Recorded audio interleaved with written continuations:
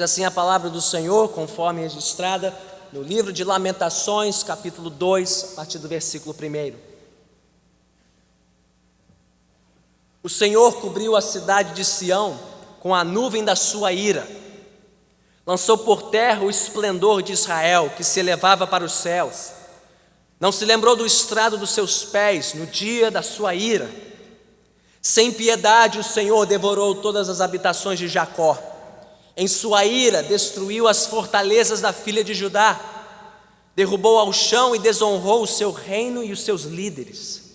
Em sua flamejante ira cortou todo o poder de Israel. Retirou a sua mão direita diante da aproximação do inimigo. Queimou Jacó como um fogo ardente que consome tudo ao redor. Como um inimigo preparou seu arco, como um adversário a sua mão direita está pronta. Ele massacrou tudo o que era agradável contemplar, derramou sua ira como fogo sobre a tenda da cidade de Sião.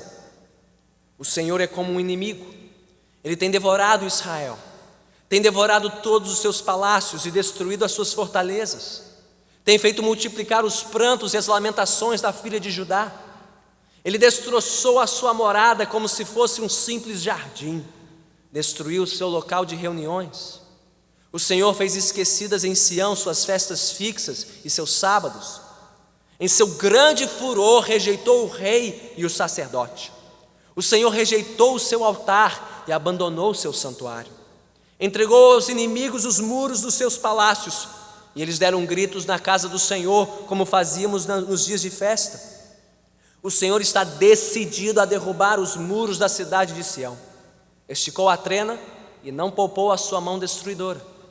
Fez com que os muros e as paredes se lamentassem, juntos eles se desmoronaram. Suas portas caíram por terra, suas trancas ele quebrou e destruiu.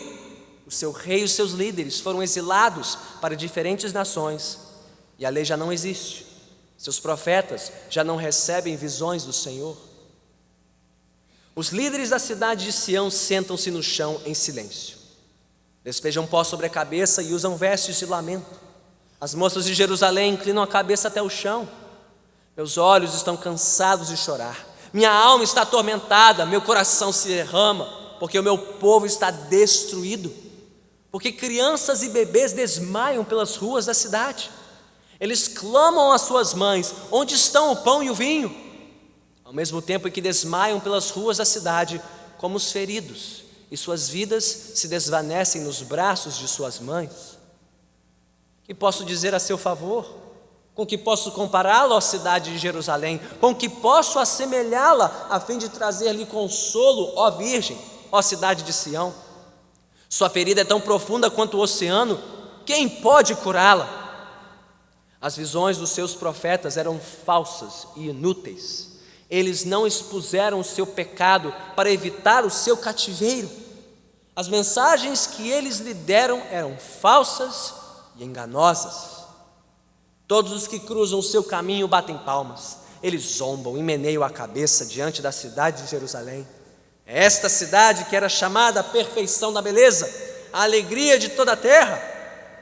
Todos os seus inimigos escancaram a boca contra você. Eles zombam, rangem os dentes e dizem: nós a devoramos.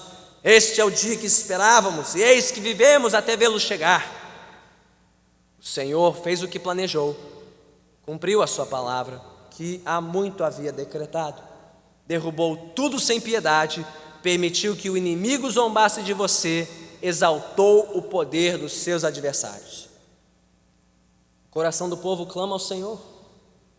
Ó muro da cidade de Sião, corram como um rio as suas lágrimas dia e noite. Não se permita nenhum descanso, nem de repouso à menina dos seus olhos. Levante-se, grite no meio da noite, quando começam as vigílias noturnas.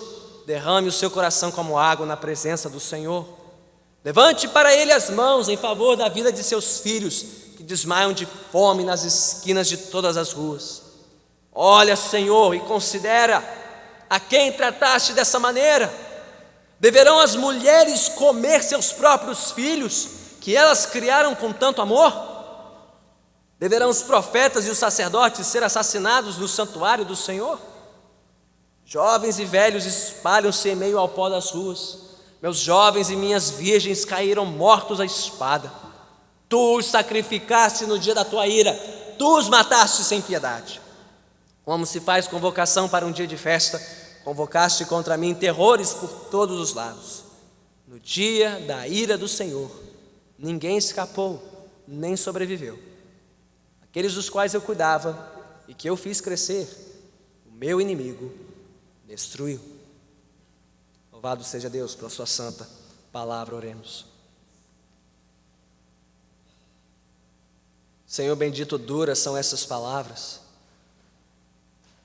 tão desafiadoras e confrontadoras, difíceis até de ouvir, quanto mais de ler e expor. Mas, Pai, cremos que toda a Tua santa palavra é inspirada e toda ela é útil para a nossa instrução e para a nossa correção também. Então fala-nos, Senhor, por meio deste texto tão antigo.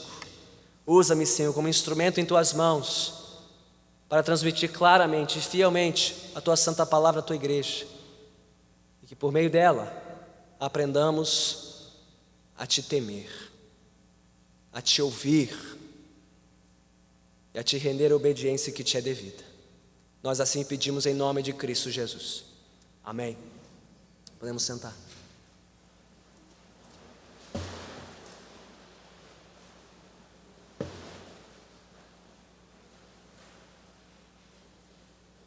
Todos aqui, creio eu, são testemunhas do que é capaz a ira dos homens.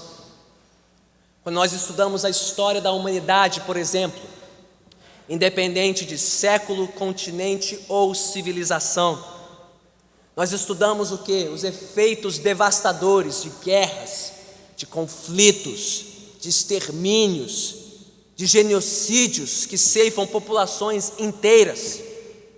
Como foi o caso mais recente do século XX, de duas grandes guerras mundiais que ceifaram a vida de milhões de pessoas, nas mãos de homens insanos, movidos por uma ira insana. Por mais que você não estude muito ou não conheça muito da história da humanidade, bem basta observar as manchetes dos jornais, o noticiário diário, para ver o efeito contínuo e terrível da ira dos homens. Desde os crimes mais violentos movidos por paixão ou preconceito, até a violência movida contra os da própria casa, mulheres e filhos especialmente, e contra a vida alheia, os homicídios que se multiplicam sem fim nesta cidade e nesta nação. Muitos aqui, imagino eu, já foram vítimas da violência e da ira de homens descontrolados. Não só da ira e da violência de pessoas desconhecidas, estrangeiras, mas talvez de pessoas bem próximas, pessoas da sua própria casa, um pai, uma mãe, um cônjuge, um irmão, uma irmã, um filho, uma filha, que nos feriram profundamente, se não com seus gestos, com as suas palavras iradas e impensadas. Sim, a ira humana é algo real, é algo terrível e muitas vezes algo impiedoso. Mas e a ira de Deus? Será que Deus se ira? Será que Deus é capaz de se irar? Afinal de contas, todos não sabem, até os que não pertencem à igreja ou não se identificam com o Evangelho, todo mundo não sabe que Deus é amor. Então, pastor, se Deus é amor, será que Ele é capaz de se irar? E se Deus se ira, por que Ele se ira? O que leva a Deus a se irar? E quais são as consequências da ira de Deus? Bem, nesta noite queremos responder essas perguntas olhando para Lamentações capítulo 2. E nós aprenderemos algumas coisas surpreendentes, outras bastante desafiadoras, mas todas elas verdadeiras e importantes. Mantenha sua Bíblia aberta em Lamentações capítulo 2. Nós veremos na primeira parte deste capítulo, nos versículos 1 a 9, que sim, Deus se ira. A ira de Deus é real, é verdadeira. Na porção seguinte, versículos 10 a 17, veremos que a ira de Deus também é terrível. E por fim, na conclusão do capítulo, versículos 18 a 22, nós veremos de forma surpreendente que a ira de Deus é também misericordiosa. Então veremos que a ira de Deus é verdadeira, é terrível, mas também misericordiosa. Vamos olhar para o texto e ver como ele nos ensina estas três coisas. Primeira porção, versículos 1 a 9. Mas antes de mergulharmos no texto, é importante lembrar, caso você não saiba, caso você não esteve aqui no domingo passado ou não se lembre, que o livro de Lamentações, ele é composto de 5 poemas, cada um representado por um dos capítulos deste livro. Poemas em forma de lamento. E esses poemas lamentam o quê? Eles lamentam a queda da cidade santa, a queda de Jerusalém. Especificamente a destruição do templo de Jerusalém. O templo construído pelo rei Salomão, que servia de habitação de Deus entre o povo de Israel. Templo este que foi arrasado no início do 6º século a.C., nas mãos do rei babilônio Nabucodonosor. Pela dramaticidade desses poemas, pela sua linguagem viva e expressiva, provavelmente esses poemas foram escritos por alguém que testemunhou, uma testemunha ocular da queda de Jerusalém e da destruição do templo. Inclusive, crê-se na tradição cristã que o profeta Jeremias foi o responsável por registrar as palavras deste livro. E qual foi o motivo apresentado por Jeremias em seu livro e em Lamentações para a destruição de Jerusalém e a ruína do templo? O motivo foi a rebeldia extrema do povo de Deus contra o Senhor. Vimos isso na semana passada. Você pode voltar para o capítulo 1, versículos 18 e 20. Lamentações 1, 18 diz: o Senhor é justo, mas eu no caso Israel, eu me rebelei contra a sua ordem. E de novo no versículo 20: veja, Senhor, como estou angustiada, estou atormentada no íntimo, e no meu coração me perturbo, pois tenho sido muito rebelde. Então esses poemas lamentam não só a ruína de Jerusalém, mas o que levou à ruína do povo de Deus, que foi a sua rebeldia, sua desobediência contra Deus. Mas apesar do castigo de Deus contra os pecados do seu povo, a pergunta permanece de pé: pastor, será que Deus se irou contra o seu povo escolhido, sua nação amada? Será que nós podemos atribuir ira a Deus? Bem, se nós não o fizermos, saibamos que foi exatamente isso que o autor de Lamentações fez. Em cada um dos poemas, em cada um dos 5 capítulos deste livro. De novo, volte para o capítulo 1, olha o versículo 12. O que diz o texto? Lamentações 1:12. Vocês não se comovem? Todos vocês que passam por aqui, olhem ao redor e vejam se há sofrimento maior do que me foi imposto e que o Senhor trouxe sobre mim no dia em que se acendeu a sua ira. Avance para o capítulo 3, versículo 1. Lamentações 3:1. Eu sou o homem que viu a aflição trazida pela vara da sua ira. Da ira de quem? Da ira de Deus. Capítulo 4, versículo 11. Como é que começa o versículo? O Senhor deu vazão total à sua ira, derramou a sua grande fúria. E como este livro termina? No capítulo 5, versículo 21 e 22. A conclusão do livro: restaura-nos para ti, Senhor, para que voltemos. Renova os nossos dias como os de antigamente, a não ser que já nos tenhas rejeitado completamente e a tua ira contra nós não tenha limite. Mas se você fizer uma contagem, como eu fiz nessa semana, de todas as referências à ira de Deus neste livro, você descobrirá pelo menos 12 referências ao longo do livro de Lamentações a ira de Deus. E dessas 12 referências, 7, mais da metade delas se encontra onde? No capítulo 2, que nós acabamos de ler. Volte comigo para o capítulo 2. E veja se você perceba o refrão do autor do capítulo 2. Desde o primeiro versículo, o Senhor, Lamentações 2:1, o Senhor cobriu a cidade de Sião com a nuvem da sua ira, lançou por terra o esplendor de Israel que se levava para os céus, não se lembrou do estrado dos seus pés no dia da sua ira. E continua no versículo 2, sem piedade o Senhor devorou todas as habitações de Jacó em sua ira, destruiu as fortalezas. Versículo 3, em sua flamejante ira. Versículo 4, segunda metade, ele massacrou tudo o que era agradável contemplar e derramou a sua ira. E no final do capítulo 2, versículos 21 e 22 dizem: jovens e velhos espalham-se em meio ao pó das ruas, meus jovens e minhas virgens caíram mortos à espada, tu os sacrificaste no dia da tua ira. E na segunda metade do versículo 22, no dia da ira do Senhor, ninguém escapou, nem sobreviveu. Portanto, a ira de Deus parece que foi uma moldura deste capítulo. O capítulo começa falando sobre a ira de Deus e termina falando sobre a ira de Deus, e fala 7 vezes pelo menos sobre a ira de Deus ao longo dos seus versículos, fazendo deste capítulo o grande capítulo sobre a ira de Deus neste livro, e eu diria, um dos maiores capítulos que fala sobre a ira de Deus em todos os capítulos da Bíblia.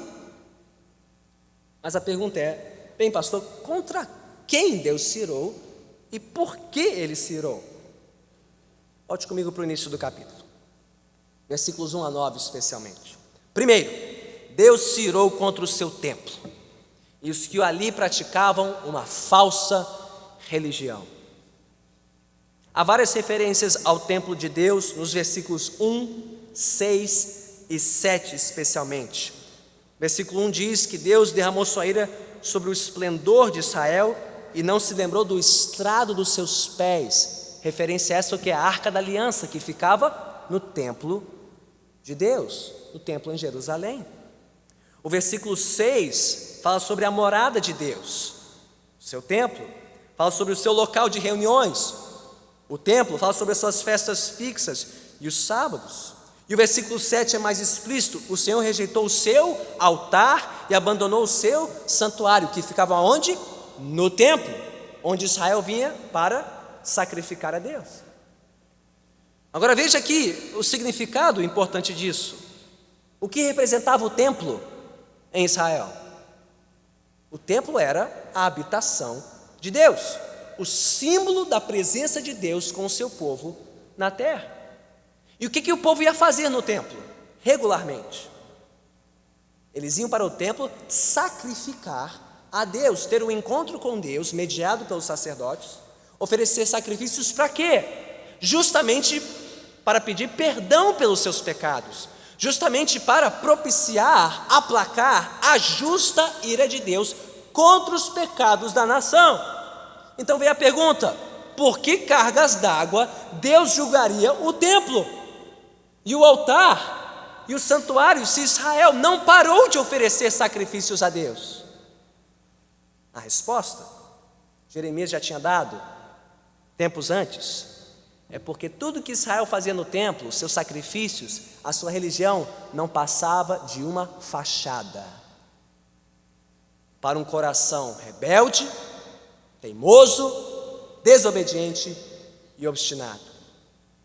Você pode ler a respeito, mais tarde pode anotar a referência, Jeremias capítulo 7, versículos 1 a 11, que traz o discurso do profeta Jeremias contra a nação no templo, nas portas do templo. E Jeremias disse ao povo: olha, vocês que sacrificam a Deus aqui, vocês que dizem buscar a Deus e servir a Deus, que estão tão seguros deste templo, vocês acham que podem agradar a Deus com seus sacrifícios enquanto vocês cultuam outros deuses, seguem por caminhos imorais, infringem as leis de Deus, não cuidam do órfão, do pobre e da viúva, Vocês que estão tão seguros do templo, este é o templo do Senhor, este é o templo do Senhor, acham que um prédio vai protegê-los da justiça e do juízo de Deus? Jeremias prometeu que Deus julgaria o templo, porque a religião que ali era praticada não era praticada de coração, não repercutia na vida do povo, um povo que permanecia desobediente a Deus. Então, por onde começou o juízo? Pelo templo e pelos que ali oficiavam, mas não só eles. Diz Lamentações capítulo 2 que além de julgar o templo e a religião do templo, Deus julgou as lideranças de Jerusalém e de Judá, as lideranças tanto política como religiosa. Está lá no versículo 2, olha só o final do versículo 2: derrubou ao chão e desonrou o seu reino e os seus líderes. Está lá no versículo 6, no final diz que rejeitou o rei e o sacerdote. E no versículo 9, ele termina assim: o seu rei e os seus líderes foram exilados para diferentes nações, e a lei já não existe, seus profetas já não recebem visões do Senhor. Embora todo o povo de Jerusalém fosse responsável perante Deus pela sua obediência ao Senhor, estes homens, estes líderes eram especialmente responsáveis por guiarem o seu povo em obediência a Deus. Os profetas, por exemplo, eram responsáveis por alertar o povo sobre as consequências do seu pecado, mas os profetas não fizeram isso. Os sacerdotes que ministravam no templo eram responsáveis por instruir o povo sobre o que Deus exigia deles, e eles não fizeram. E os reis eram responsáveis por guiar o povo e exemplificar para o povo o verdadeiro culto a Deus, e eles tampouco o fizeram. Profetas, sacerdotes e reis, os líderes. O juízo de Deus sobreveio especialmente esses homens. Mas por fim, capítulo 2 mostra que o juízo veio sobre todo o povo, não só os líderes, mas todo o povo. Versículo 2 diz: sem piedade o Senhor devorou todas as habitações de Jacó, e em sua ira destruiu as fortalezas da filha de Judá. Ou seja, desde as habitações mais simples e humildes até as fortalezas e os palácios dos líderes de Israel. Nos versículos 8 e 9 diz que o Senhor estava decidido a derrubar os muros que protegiam toda a cidade. Versículo 9 diz que suas portas caíram por terra, suas trancas ele quebrou ou destruiu. Ou seja, todos eram responsáveis, todos eram culpáveis perante Deus, os líderes especialmente. Mas todos foram castigados pela justa ira de Deus. Mas pastor, convenhamos, isso foi no passado, isso foi em tempos antigos, mas será que Deus ainda se ira? Será que ele ainda se manifesta assim? Tudo bem, ele se manifestou assim contra Jerusalém e Judá, mas algo não mudou depois que Jesus veio, depois do Novo Testamento? Deus ainda se ira contra o pecado? Bem, segundo um herege do segundo século chamado Marcião, que infelizmente ainda tem muitos seguidores hoje na igreja, até entre os evangélicos, Marcião ensinou no século II que o Deus revelado no Antigo Testamento não é o mesmo Deus revelado no Novo Testamento. Isso porque, segundo Marcião, o Deus do Antigo Testamento é um Deus que julga, é um Deus que condena, é um Deus que se ira, porque ele é um Deus da lei. Mas o Deus do Novo Testamento é o Deus da graça, do amor, do perdão, da salvação. Não é verdade, pastor? É ou não é? Bem, infelizmente, nem Marcião e nem muitos crentes evangélicos dos nossos dias jamais leram a sua Bíblia atentamente. Porque se lessem atentamente o Novo Testamento, veriam que ele fala do início ao fim sobre a ira de Deus. Você pode anotar as referências, pode ouvi-las agora atentamente, mas eu quero lhe mostrar que do início ao fim do Novo Testamento, nós encontramos um Deus que ainda se ira. Você abre em Mateus capítulo 3, versículos 2, 10 e 12, e o primeiro pregador que você ouve é João Batista. E o que João Batista pregava? Algo assim: Arrependam-se, pois o reino dos céus está próximo. O machado está posto à raiz das árvores, e toda árvore que não der bom fruto será cortada e lançada ao fogo. Ele traz a pá em sua mão e limpará a sua eira, juntando o seu trigo no celeiro, mas queimará a palha com fogo que nunca se apaga. Depois de João Batista veio Jesus, o próprio Senhor Jesus, pregando em Mateus 18:8. Mateus 18:8. Jesus disse: se a sua mão ou o seu pé o fizerem tropeçar, corte-os e jogue-os fora.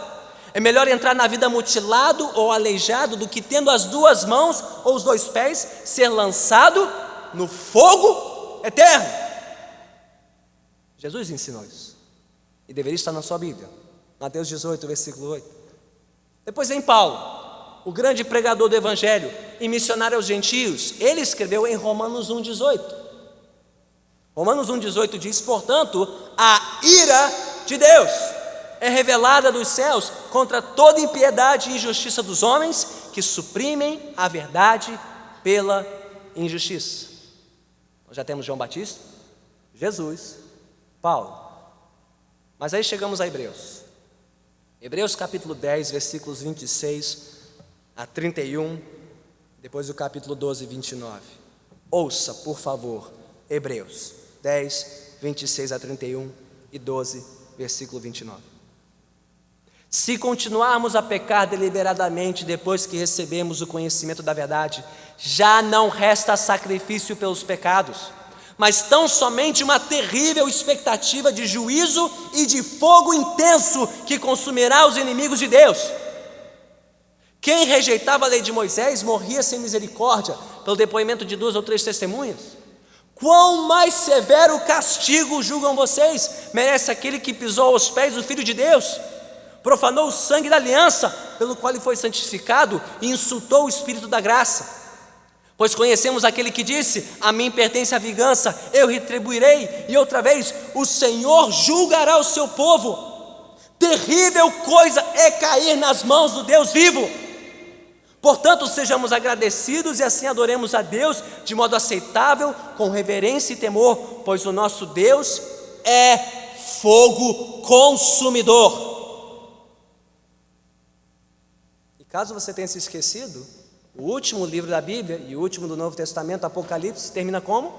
Com o juízo final, com Deus julgando vivos e mortos, com fogo intenso e eterno para aqueles que não se arrependeram dos seus pecados.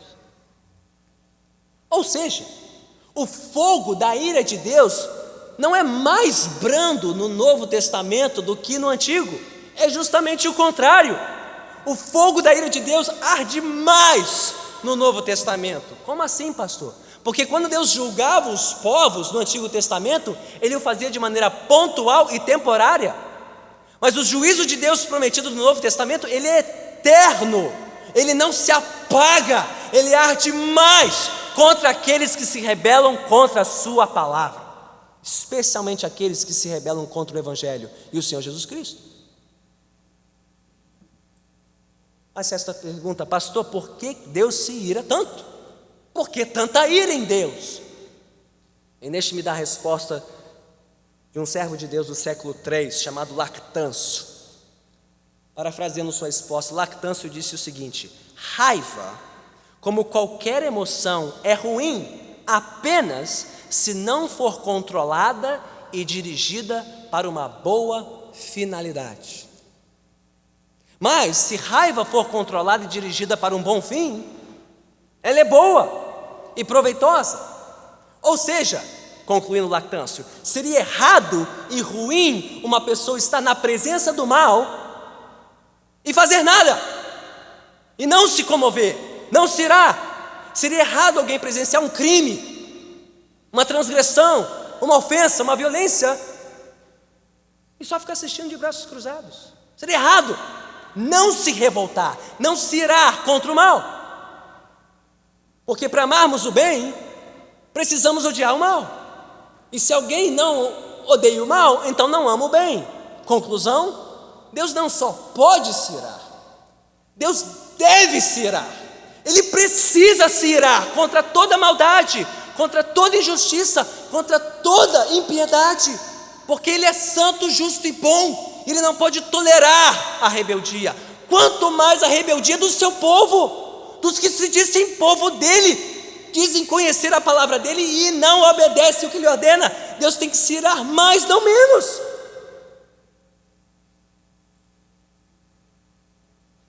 Bem, que diferença isso deveria fazer? Na maneira como pensamos sobre Deus, falamos sobre Deus, adoramos a Deus. Bem, o autor dos Hebreus já deu a resposta, não? Deveria fazer toda a diferença. Hebreus 12, versículos 28 e 29 dizem: adoremos a Deus de modo aceitável, com reverência e temor, pois o nosso Deus é fogo consumidor. Por que devemos adorar a Deus de maneira aceitável, com reverência e temor? Pois o nosso Deus é fogo consumidor. Porque Ele não tolera irreverência, porque Ele não tolera a falta de temor do seu povo e adoração inaceitável. Mas, meus irmãos e minhas irmãs, se existem duas qualidades que estão mais em falta no povo evangélico nesta terra, especialmente nos cultos públicos das igrejas evangélicas neste país, são justamente as marcas da reverência e do temor. Somos um povo irreverente e que não teme a Deus. Por quê? Avalie a qualidade dos cultos públicos de uma igreja evangélica mediana.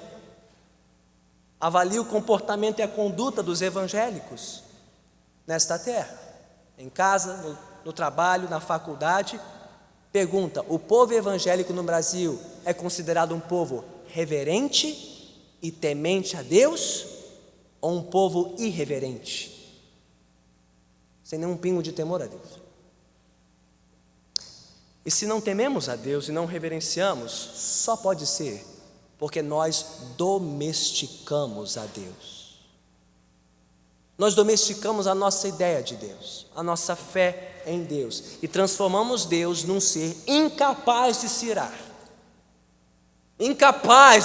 contra o mal, contra o nosso pecado, e consequentemente num Deus incapaz de se importar com o bem, o santo, o justo, o verdadeiro. Porque se Deus não odeia o mal, Ele não pode amar o bem.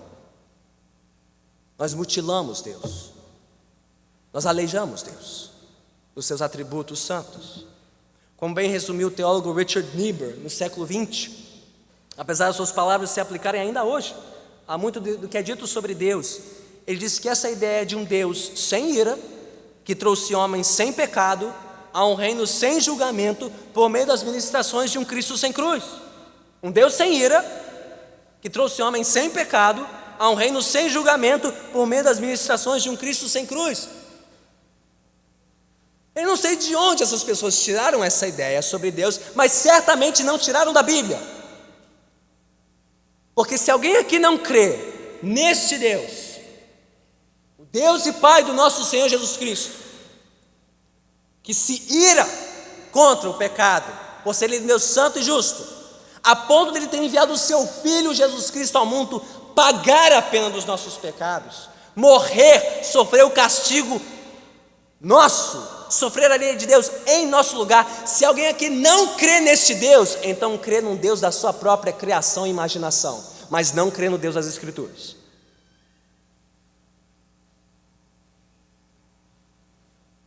E você? Em que Deus você crê? Em que Deus você crê? Em qual Deus você crê? Este Deus? Ou um Deus da sua própria fabricação? Um Deus bonitinho, fofinho, domesticado, uma espécie de mordomo cósmico, sempre à disposição para te livrar de uma enrascada, nunca se intrometerá na sua vida, jamais te corrigirá, instruirá ou disciplinará. Uma espécie de babá celestial, pronto para limpar o seu leite derramado e te dar uma segunda, terceira, quarta chance, mas jamais capaz de se irar contra você e o seu pecado, sua rebeldia, sua desobediência. Que Deus é esse no qual você crê e de onde você tirou essa ideia de Deus?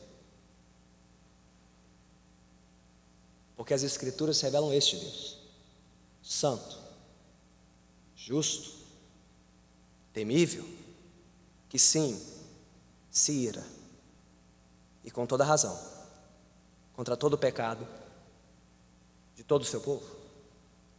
Sim, a ira de Deus é verdadeira, mas Lamentações 2 diz mais, que a ira de Deus, além de ser verdadeira, ela é terrível. Lamentações 2, versículos 10 a 17. Por que a ira de Deus é terrível, pastor? Em primeiro, porque ela não poupa o nosso pecado. A ira de Deus não poupa o nosso pecado. Os versículos 10 a 13 mostram isso claramente. Jeremias tinha profetizado que Deus não pouparia o seu povo, a começar pelos líderes da nação. E como é que começa o versículo 10? Os líderes da cidade de Sião sentam-se no chão em silêncio, sem palavras, sem desculpas, sem justificativas. Mas não só eles, as moças de Jerusalém também inclinam a cabeça até o chão. E aí o versículo 11 e 12 narram uma cena dramática, e você pode imaginar a cena, essas mães sentadas na calçada da rua, desfalecendo, seus bebês e suas crianças engatinhando pela porta da casa, famintos, sedentos, clamando por comida, clamando por água. Versículo 12, essas crianças clamam às suas mães: onde estão o pão e o vinho? Enquanto desmaiam pelas ruas da cidade, crianças desvanecendo nos braços das suas mães. Uma cena horrorosa, uma cena deplorável, uma cena que você vê, está acostumado a ver em documentários de países do interior do continente africano, coisas assim terríveis, abomináveis, apocalípticas, acontecendo na cidade santa. E se está ruim, vai piorar. O versículo 20 fala de mulheres comendo seus próprios filhos. É isso mesmo, pastor? Ou o autor está exagerando? Não é isso mesmo, porque quando o sítio de Jerusalém ficou terrível e não havia mais comida na cidade, o que faziam as mães no seu desespero? Comiam seus próprios bebês. Ah, pastor, isso é demais. Isso é demais. Certamente Deus errou na conta. Certamente Deus se irou demais. Isso aqui é um excesso, é um capricho. O povo de Deus não merecia isso. Ou merecia?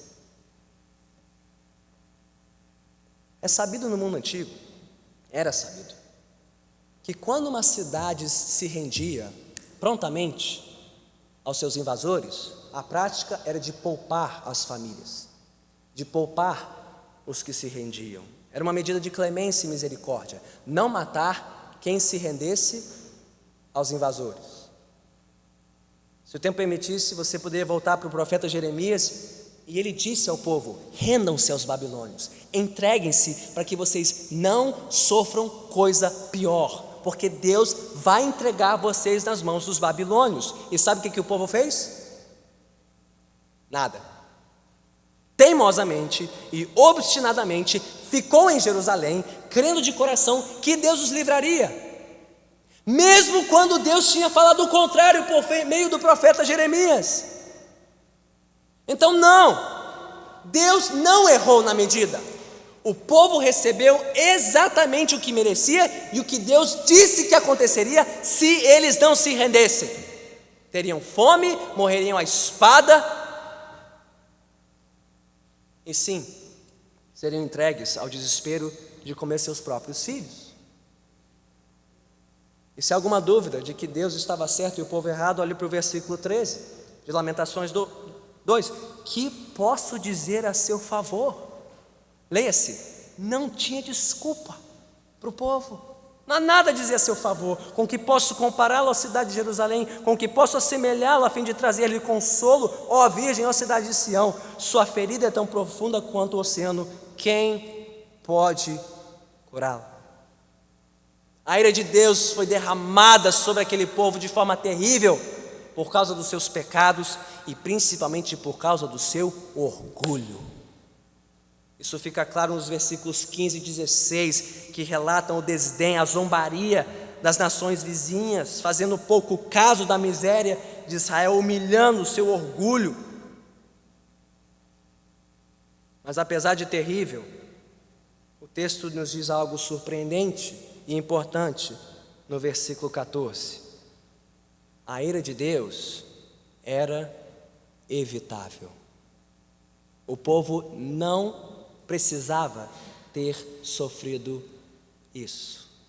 Mas, versículo 14, as visões dos seus profetas eram falsas e inúteis. Eles não expuseram o seu pecado para evitar o seu cativeiro. As mensagens que eles lhe deram eram falsas e enganosas. Quem deixou de avisar o povo? Quem deixou de instruir o povo? Quem deixou de tratar da ferida do pecado do povo? Os profetas de Jerusalém e os profetas da cidade.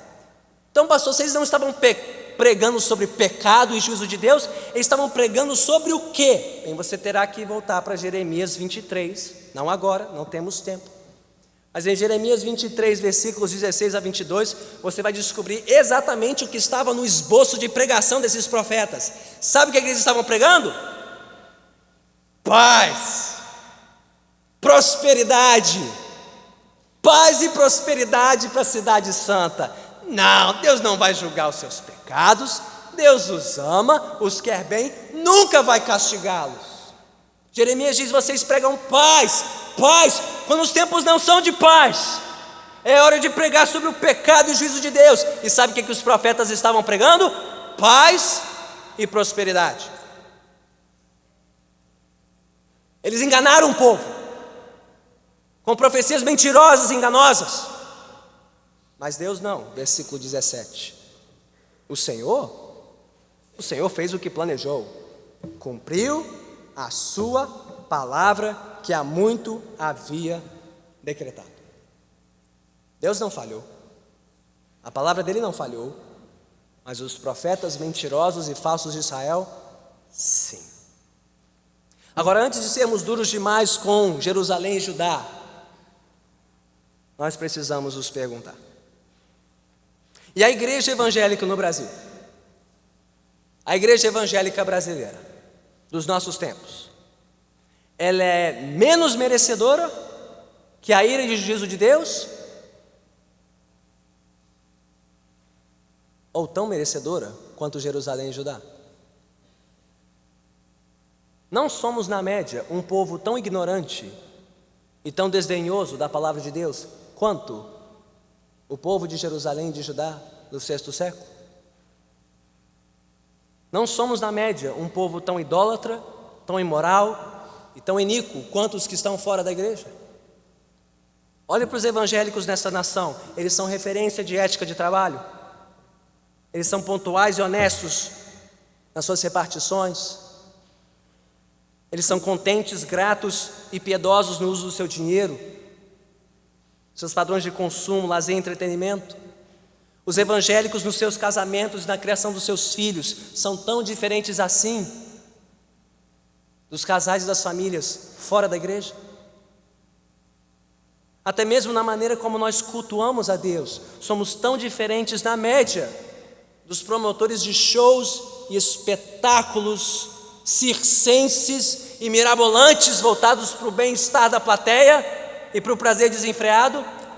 Somos ou não somos um povo tão parecido com os que estão fora da igreja, assim como Jerusalém e Judá era um povo parecido com as nações vizinhas, sem reverência e sem temor?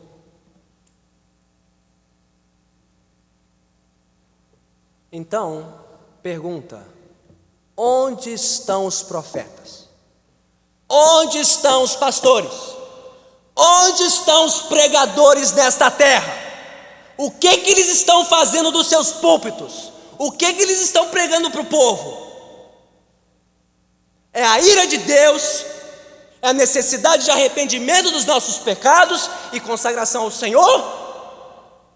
Ou estamos pregando paz e prosperidade, ignorando a ferida da alma do povo evangélico desta terra? Será que até nisso somos iguais a Jerusalém e Judá? Até nos pregadores e nas pregações é tudo igual, é paz e prosperidade, quando o tempo não é de paz, é de choro, é de lamento, é de pranto, é de arrependimento dos nossos pecados. Onde estão os pregadores? Porque se falta temor e se falta reverência na igreja, isso é culpa principalmente, não exclusivamente, mas é principalmente culpa de nós pastores e pregadores. Não estamos tratando da ferida do povo, não estamos pregando sobre o pecado, não estamos falando sobre a ira de Deus e não estamos falando sobre o seu justo juízo que virá sobre esta terra. A culpa é nossa, os pastores e pregadores dessa nação, por não inculcarem a reverência e o temor no coração do povo de Deus. Deus não tolera isso, e haverá de julgar o povo e os líderes primeiro. Mas quanto nós estamos orando para que Deus levante esses pregadores? Quanto você e a sua família oram para que Deus levante pastores e pregadores que pagarão o preço, que pregarão o que é desagradável e desafiador, que falarão sobre pecado, falarão sobre o juízo de Deus, que levarão o povo a conhecer a Deus, a conhecer a sua justa ira contra os nossos pecados. Quanto vocês oram pelos seus pastores nesta igreja, para que nós sejamos fiéis na pregação da palavra, para que nós não nos desviemos da palavra, falando a vocês semana a semana das coisas de Deus, para que vocês conheçam o único e verdadeiro Deus.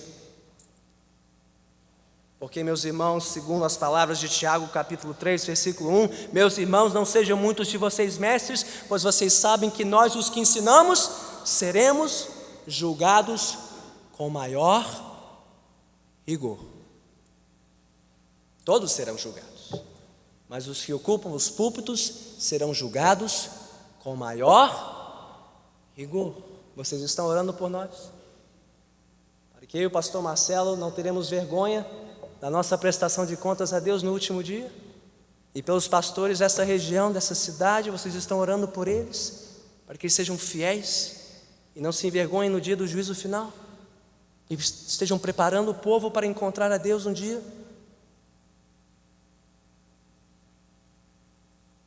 Sim, a ira de Deus é verdadeira e ela é terrível,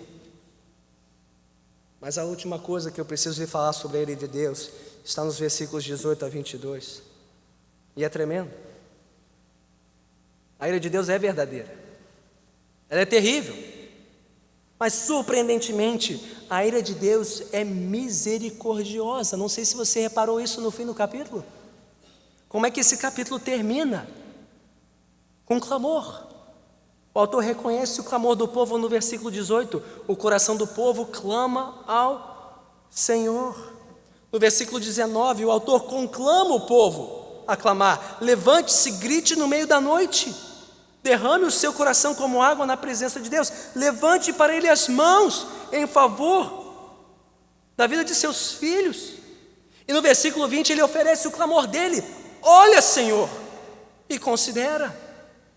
Ou seja, implicitamente o autor reconhece que se Deus permitiu que alguém sobrevivesse àquela tragédia toda, é porque mesmo em meio à ira de Deus, Deus demonstrou misericórdia. E é sobre isso que fala o capítulo 3, mas você terá que voltar semana que vem. Eu não vou dar spoiler, não vou estragar a surpresa na próxima semana. Mas não só isso. Todo aquele juízo terrível de Deus sobre Jerusalém foi um ato de misericórdia. Deus alertou, e alertou, e alertou, e o povo não ouviu. Só foi ouvir quando o juízo veio. Aí o povo se voltou para Deus. Aí o povo clamou. Aí o povo buscou a Deus. E isso é misericórdia. Como disse Hebreus 12, 5 a 7. Vocês se esqueceram da palavra de ânimo que Ele lhes dirige como a filhos. Meu filho, não despreze a disciplina do Senhor, nem se magoe com a sua repreensão, pois o Senhor disciplina a quem ama e castiga todo aquele que aceita como filho. Suportem as dificuldades recebendo-as como disciplina. Deus os trata como filhos. Então, por mais dura que tenha sido a ira de Deus contra aquela nação, aquilo foi um ato de amor, de disciplina amorosa, de misericórdia, para que os sobreviventes daquela tragédia se arrependessem dos seus pecados e se voltassem para o Senhor. É assim que você enxerga a disciplina de Deus? Como um ato de amor, como um ato de misericórdia, para nos poupar das consequências derradeiras do nosso pecado? Porque se Deus nos disciplina, é porque Ele nos ama. É assim que nós recebemos a disciplina de Deus, como um ato de amor e misericórdia, quando Deus mesmo nos adverte com as suas palavras, quando a palavra de Deus é pregada deste púlpito. Deus está disciplinando a nós porque Ele nos ama. Não porque a sua palavra seja agradável de ouvir.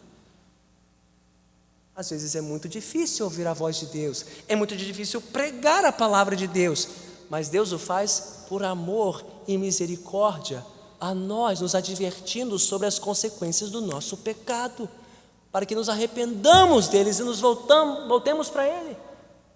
Mas não só de púlpito, meus irmãos e minhas irmãs, Deus nos disciplina de outros meios. Quando um irmão mais experiente na fé, ou uma irmã mais madura na caminhada cristã, nos cutuca no ombro e diz: olha, preciso conversar contigo, preciso te confrontar em amor e te dizer algumas verdades duras. Por quê? Porque esta pessoa nos ama, quer o nosso bem, quer que abandonemos o nosso pecado e voltemos a trilhar um caminho de santidade e reverência ao Senhor. Ou, quando e se for necessário, a igreja advertir alguém que está irredutível em seu pecado, alguém que se considera membro desta igreja, mas que não quer se arrepender dos seus pecados, não quer abandonar a sua vida de pecado, e a igreja confronta essa pessoa em amor, até com a possibilidade final, instância última, de excluir, afastar essa pessoa da congregação. Isso também é um ato de amor. Estamos dizendo com essa pessoa: você precisa se arrepender antes que o juízo venha, para que você seja restaurada à comunhão. Não porque seja agradável fazer isso, mas porque é um ato de amor. Estamos preocupados com essa pessoa, com a sua alma, porque ela está incorrendo no juízo de Deus. Hebreus 12:11: nenhuma disciplina parece ser motivo de alegria no momento, mas sim de tristeza. Mais tarde, porém, produz fruto de justiça e paz para aqueles que por ela foram exercitados. Seja a disciplina do púlpito, seja a disciplina pessoal entre irmãos, seja a disciplina de uma congregação. Diz Hebreus: nunca é motivo de alegria no momento, mas sim de tristeza. Mais tarde, porém, produz fruto de justiça e paz para aqueles que por ela foram exercitados. Meus irmãos e minhas irmãs, jamais é agradável ser confrontado com a justa ira de Deus. A ira justa, verdadeira e terrível de Deus, por mais necessário que isso seja. Mas como mostra a experiência de Jerusalém, de Judá, como mostra a experiência do autor destas palavras, melhor é ser confrontado com a ira de Deus do que ser surpreendido pela ira de Deus. Mas a melhor notícia desta noite é que você não precisa nem ser confrontado e nem ser surpreendido com a ira de Deus quando Jesus voltar para julgar os vivos e os mortos. Sabe por quê? Porque o Senhor Jesus já veio ao mundo uma vez. E você sabe por que o Filho de Deus veio ao mundo? Diz a palavra de Deus que Deus amou este mundo e enviou o seu Filho para quê? Para que Ele assumisse sobre si toda a ira de Deus contra o nosso pecado. Está consumado. A ira de Deus foi satisfeita. Jesus já pagou o preço completo pelos nossos pecados, completo. O castigo já foi imputado a Ele, já foi lançado sobre a sua cabeça, para que eu e você tenhamos paz com Deus. Ele foi para a cruz, tomar sobre si toda a vergonha, toda a humilhação do nosso pecado, para cumprir a palavra de Deus, e especificamente a pergunta de Lamentações 2:13. Com isso terminamos. Qual é a pergunta de Lamentações 2:13? Que posso dizer a seu favor? Com que posso compará-la, ó cidade de Jerusalém? Com que posso assemelhá-la, a fim de trazer-lhe consolo? Ó Virgem, ó cidade de Sião, sua ferida é tão profunda quanto o oceano, quem pode curá-la? Ora, graças a Deus por Cristo Jesus, Ele veio para curar a ferida tão profunda quanto o oceano da nossa alma. Ele veio nos perdoar, Ele veio nos curar, Ele veio nos restaurar, porque Ele veio sofrer a ira de Deus por misericórdia a mim e a você. Então nesta noite, pelo amor de Deus, não corra de Deus, não corra de um Deus irado contra os seus pecados, corra para Deus, corra para Ele, porque o mesmo Deus que se ira contra os nossos pecados é o Deus que por misericórdia perdoa os nossos pecados. Corra para Ele, com reverência, com temor, com arrependimento, com fé no Senhor Jesus Cristo. E Ele é fiel e justo para nos perdoar todos os nossos pecados. Vamos correr para Ele, vamos orar.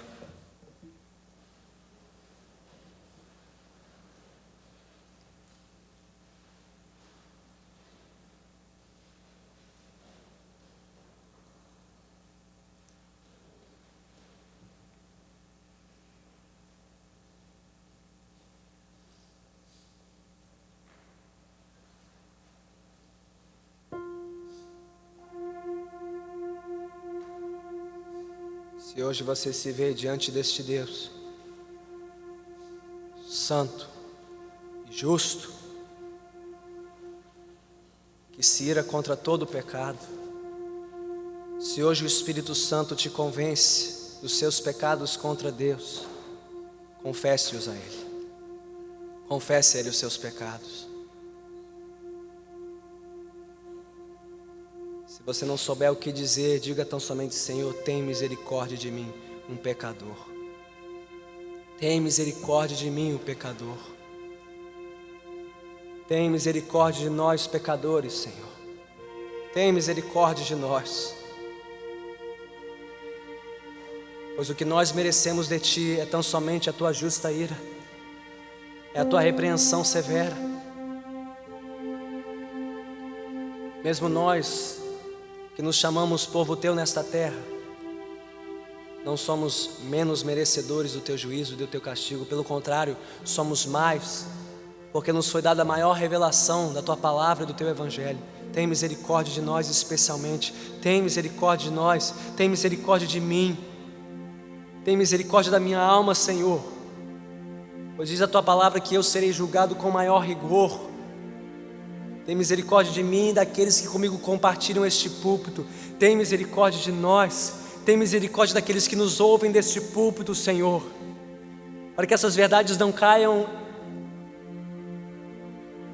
em ouvidos surdos, em corações endurecidos, mas antes que a Tua palavra venha inculcar em nós um santo temor. Senhor Deus, que o Teu santo temor caia sobre esta congregação, caia sobre as nossas famílias, sobre os nossos lares, sobre os nossos cultos, sobre as nossas almas, sobre as nossas mentes e corações, para que Te cultuemos de modo aceitável, com reverência e temor, pois o Senhor é um fogo consumidor, é um fogo consumidor, e terrível coisa é cair nas mãos do Deus vivo.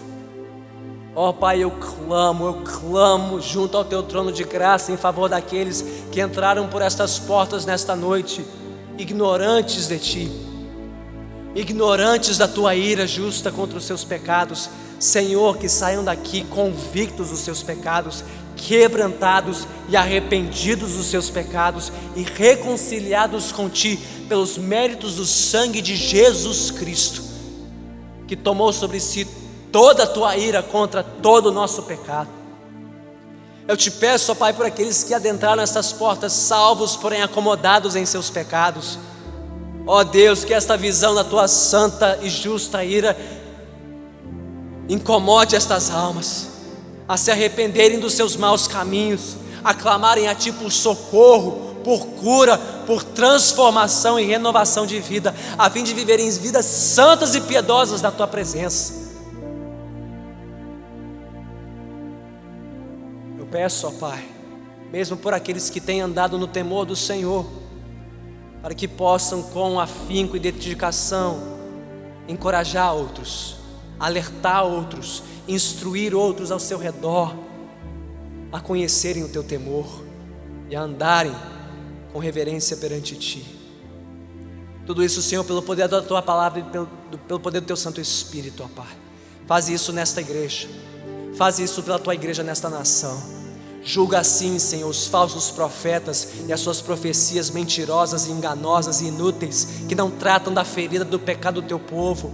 Derruba esses falsos mestres dos seus postos elevados e levanta uma nova geração de pregadores da palavra, uma nova geração que teme ao Senhor, teme mais a ti do que os homens, teme mais a tua reprovação do que a reprovação dos homens, que destemidamente, que corajosamente e amorosamente pregam a palavra de Deus, nada mais e nada menos, para o arrependimento de almas e a salvação de vidas.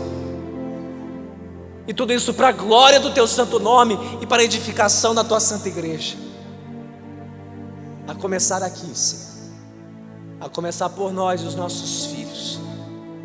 Nós assim te suplicamos em nome de Cristo Jesus. Todos que assim concordam, digam amém.